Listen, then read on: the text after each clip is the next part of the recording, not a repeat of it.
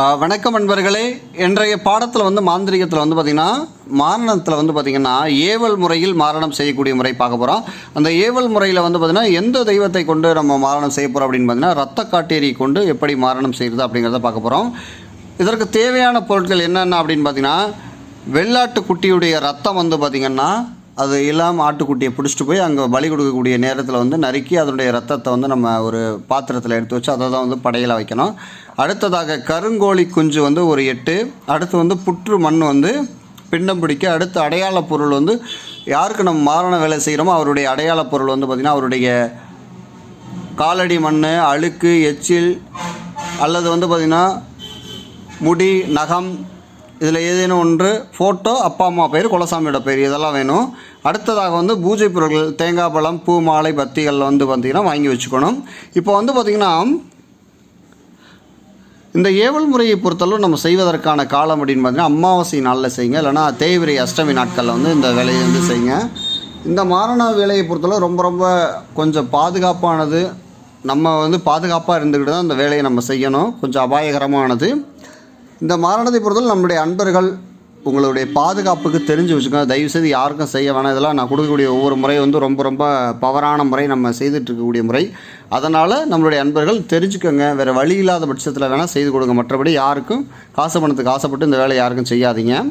இதில் பார்த்திங்கன்னா இப்போ வழக்கம் போல் பார்த்திங்கன்னா மயானத்துக்கு போயிடணும். மயானத்துக்கு போனோன்னா மயானத்துக்குள்ளே வந்தோடனே நுழைவாயில் நெடுஞ்சான் கிடையாக அந்த மயானத்தில் இருக்கக்கூடிய காளியாதையும் சுடலை மாடனையும் வணங்கி அடுத்ததாக உள்ள மயானத்துக்குள்ளே போய் நல்ல கூட்டி சுத்தப்படுத்திட்டு அடுத்ததாக நாம் அக்னி, அதாவது பார்த்திங்கன்னா மயானத்தினுடைய எதிர்புறமாக பார்த்திங்கன்னா கட்டுசூலம் வரைந்து அந்த கட்டுசூலத்திற்கு உள்ளாக பார்த்திங்கன்னா நாம் காளியாதேவியுடைய, அதாவது பார்த்திங்கன்னா இப்போ காட்டேரிக்கு பார்த்திங்கன்னா பூஜை பண்ணுறோம் அப்படிங்கிற போது காட்டேரியை பார்த்திங்கன்னா இப்போ நீங்கள் அந்த மயான சாமல் இருக்குது அந்த மயான சாமலில் பார்த்திங்கன்னா ஒரு காட்டேரியுடைய உருவத்தை பிடித்து அதற்கு சந்தன, குங்குமம், பூ, மாலைகள், வாசனை திரவியங்கள் வச்சுக்கணும். அடுத்ததாக பார்த்திங்கன்னா இப்போ நம்ம மாரணம் செய்கிறோம் அப்படிங்கிற பட்சத்தில் அந்த நபருக்கான அடையாள பொருளை எடுத்து வச்சுக்கிட்டு அதில் என்ன செய்யணும் அப்படின்னு பார்த்திங்கன்னா புற்றுமண் இருக்குது பார்த்திங்கன்னா அந்த புற்றுமண்ணை பார்த்திங்கன்னா பேர்த்து எடுத்து அதில் பார்த்திங்கன்னா தண்ணீர் ரொம்ப நேரம் தண்ணி ஊற்றி ஊற வைக்கணும். அப்போ தான் அது கொஞ்சம் கொலன்னு வரும். இல்லைனா அது ரொம்ப ரஃப்பாக இருக்கும் புற்றுமண். அதனால் முடிந்த அளவு அந்த புற்றுமண்ணை எடுத்து அதை இடித்து பார்த்திங்கன்னா எடுத்து அதை தண்ணி விட்டு தெளித்து அதில் ஒரு உருவத்தை வரைஞ்சி, ஒரு ஆணாக இருந்தால் ஆணுக்கான உருவம், பெண்ணாக இருந்தால் பெண்ணுக்கான உருவத்தை வரைஞ்சிக்கோங்க. அதில் நம்ம செய்ய வேண்டியது அப்படின்னு பார்த்திங்கன்னா உருவத்தை வரைந்து அந்த உருவத்திற்கு அவருடைய அடையாள பொருளை வச்சு சந்தனம், குங்குமம்லாம் வச்சுக்கோங்க. அடுத்ததாக பார்த்திங்கன்னா இப்போ நம்ம மாரணம் செய்யணும் அப்படிங்கிற பட்சத்தில் 5 ஆணி குத்தணும் அல்லது 5 சங்கமுள் குத்தணும். ஒன்று பார்த்திங்கன்னா 1 நெத்தியில், அடுத்து 2 கையில், 2 காலில், மொத்தம் 5 சங்கமுள்ளோ அல்லது 5 ஆணியோ எடுத்து அந்த 5 பாகத்துலேயும் குத்தி வச்சுக்கோங்க. அடுத்ததாக பார்த்திங்கன்னா அந்த மாரண மைய அல்லது மாரண எந்திரத்தை எழுதி அந்த பிண்டத்தோடு சேர்த்து நம்ம கட்டி வச்சுக்கலாம்.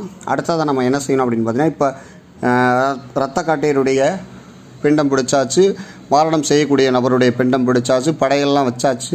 அடுத்ததாக பார்த்திங்கன்னா வழக்கம் போல் பார்த்திங்கன்னா கணபதியை பார்த்திங்கன்னா அக்னி மூலையில் போய் கணபதியும் ஹரிச்சந்திர பகவானை வழிபாடு செய்துட்டு மறுபடியும் பார்த்திங்கன்னா இப்போ கட்டுச்சக்கரத்துக்கு உள்ளே உக்காந்துட்டு இப்போ பார்த்திங்கன்னா மாரணத்துக்கான அழைப்பு மந்திரத்தை சொல்லலாம். இது பார்த்திங்கன்னா ரத்த காட்டேரியை கொண்டு செய்யக்கூடிய முறை. அதில் பார்த்திங்கன்னா நாம் செய்யக்கூடிய மந்திரத்தை சொல்கிற பாருங்க.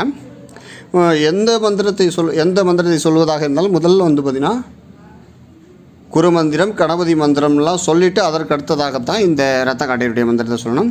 இதில் பார்த்திங்கன்னா ஓம் துச்சா சீமனத்தி பழிகரிக்க மாதகி கடாகண்டி ரத்த காட்டேரி அப்படின்னு சொல்லிட்டு யாருக்கு மாரண வேலை செய்கிறோமோ அவருடைய பெயரை சொல்லி அப்பா அம்மா குலசாமியோட பெயரை சொல்லிவிட்டு வசம் போட்டு உடல் வெட்டி உயிர் குடிக்க வாகாட்டேரி வசிய காட்டேன்னு சொல்லி வசி நமனமும் வசி நமனமும் சொல்லணும். இதில் ரொம்ப ஒரு விஷயம் என்ன அப்படின்னு பார்த்தீங்கன்னா அவரை முடப்படுத்துறதுன்னு கூட இதில் நம்ம சொல்லலாம். இப்போ முடப்படுத்த முடியும். வசம் உடல் முடக்கி, அதாவது உடல் வெட்டின்னு சொல்ல உடல் முடக்கி உயிர் குடிக்கன்னு கூட சொல்லுங்கள். அதாவது பார்த்திங்கன்னா அவர் படுக்க போட்டு, அதாவது பார்த்திங்கன்னா இதை பார்த்திங்கன்னா உடல் முடக்கி உயிர் குடிக்க அப்படின்னு பார்த்திங்கன்னா அவரை பார்த்திங்கன்னா ரொம்ப நாள் வீட்டிலேயே ஆஸ்பத்திரி செலவு பண்ணி உடம்பு அளவில் பாதிப்பை கொடுத்து அதன் பிறகு மாரணத்தை உருவாக்குவது. நம்ம இதில் பார்த்திங்கன்னா உடல் வெட்டி உயிர் குடிக்கணும், உடனே மாரணத்தை கொடுப்பதக்கூடியது. இதை உடல் முடக்கி உயிர் குடிக்க அப்படின்னா அவருக்கு வந்து உடல் அளவில் பிணிபடையை கொடுத்து நோய்களை கொடுத்து ரொம்ப நாள் இழுத்துக்க பறிச்சுக்க சாகடிக்கிறது வந்து பார்த்திங்கன்னா உடல் வெட்டி உடல் முடக்கி அப்படின்னு சொல்லுவோம். உடல் முடக்கி உயிர் குடிக்க வா காட்டேரி வசியை காட்டேரி அப்படிங்கிறது ரொம்ப ரொம்ப முக்கியமான மந்திரம். இந்த மந்திரத்தை எழுதி வச்சா நம்ம மன்னர்கள் பயன்பெறுங்க. இப்போ இந்த மந்திரத்தை 108 முறை நம்ம உரு கொடுக்கக்கூடிய பட்சத்தில் அந்த காட்டேரி தேவியுடைய ரூபத்தை தாராளமாக உங்களால் பார்க்க முடியும். அந்த காட்டேரி தேவியுடைய ரூபத்தை பார்த்த பிறகு அல்லது சமைச்சையிலையோ சத்தத்திலேயோ அல்லது தீப ரூபத்திலேயோ கேட்கக்கூடிய பட்சத்தில் பார்க்கக்கூடிய பட்சத்தில் வந்து பார்த்திங்கன்னா அந்த 8 கோழியின் வரைக்கும் 8 திசைக்கு வந்து பார்த்திங்கன்னா பலி கொடுத்துட்டு அதன் பிறகு நம்ம என்ன செய்யணும் அப்படின்னு பார்த்திங்கன்னா இந்த பிண்டை பிடிச்சி வச்சுருக்கோம்ல, அதாவது பார்த்திங்கன்னா இப்போ புற்று மண்ணில் வந்து பார்த்திங்கன்னா பிண்டம் பிடிச்சி வச்சுருக்கோம்ல, அந்த பிண்டத்தை ஒரு மண் பாத்திரத்தில் எடுத்து அதை கொண்டு வந்து அக்னி மூலையில் குழி பறித்து அதை வச்சு மூடிட்டு அதன் மேலே தண்ணி தெளித்து கற்பூரம் பற்ற வச்சுட்டு இப்போ பிண்டத்தை பதியம் போட்டாச்சு. அடுத்ததாக நம்ம என்ன செய்யணும்னா இப்போ வந்து பார்த்திங்கன்னா இப்போ ரத்தக்காட்டேரிக்கு படைகள் போட்டிருக்கோம்ல, ரத்தக்காட்டேரிக்கு பிண்டம் பிடிச்சிருக்கோம்ல, இதையெல்லாம் ஒரு மண் களையத்தில் அள்ளி அதை வந்து என்ன செய்யணும் அப்படின்னு பார்த்திங்கன்னா நீர் ஓடக்கூடிய ஓட்டத்தில் வந்து பார்த்திங்கன்னா அந்த தெய்வத்திற்கு போட்டிருக்கக்கூடிய படைகளையும் அந்த ரத்த படைகள் வச்சுருக்கோம்ல அந்த படைகளையும் அதற்கடுத்ததாக தெய்வத்துடைய விக்கிரகம் பூ மாலைகள் பழங்கள்லாம் வச்சுருப்போம்ல அதெல்லாம் கொண்டு போயிட்டு நீரோட்டத்தில் விட்டுட்டு நம்ம குளிச்சுட்டு நீராடிட்டு நம்ம வீட்டுக்கு வந்துடலாம். இதில் ஒரு நல்ல ஒரு விஷயம் என்ன அப்படின்னு பார்த்திங்கன்னா இதை செய்து இதெல்லாம் வந்து ஒரு 2 நாள் 3 நாளைக்குள்ளே ஒரு மாரணத்தை கொடுக்கக்கூடிய ஒரு விஷயம். ரொம்ப ரொம்ப ஆபத்தானது. நம்மளுடைய மாணவர்கள் கவனமாக செய்யணும் இந்த ஒரு வேலையை மட்டும்.